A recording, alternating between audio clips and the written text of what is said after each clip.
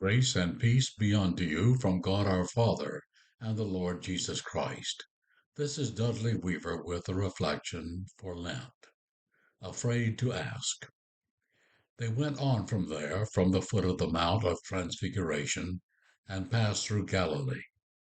Jesus did not want anyone to know it, for he was teaching his disciples, saying to them, "The Son of Man is to be betrayed into human hands, and they will kill him, and 3 days after being killed, he will rise again." But they did not understand what Jesus was saying, and they were afraid to ask him. Galilee was home turf for Jesus and for the disciples.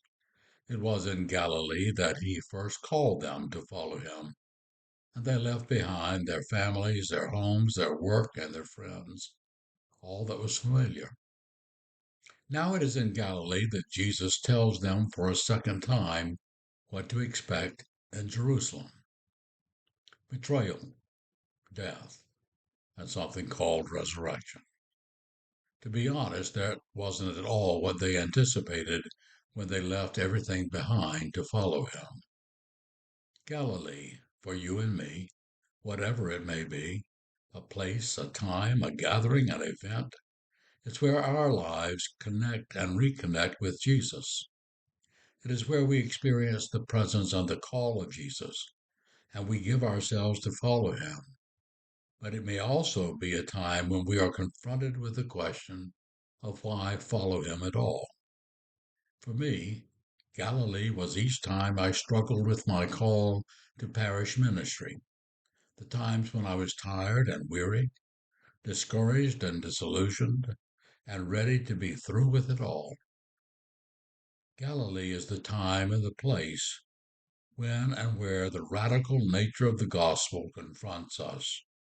The cost of discipleship challenges us. The disciples feigned ignorance. Mark tells us they did not understand what he was saying and were afraid to ask him. I rather think that it was not so much that they did not understand as they chose not to understand. The things that Jesus said did not square with their understanding of him. And if they were true of him, rejection, suffering, and death, might not they also be true for them? Never once did he turn, though, and say, "You guys are about as dense as a brick wall. You may as well go back to your nets, your tax tables, your medical practice, because you just don't understand. You don't get it." Still, he called them, though.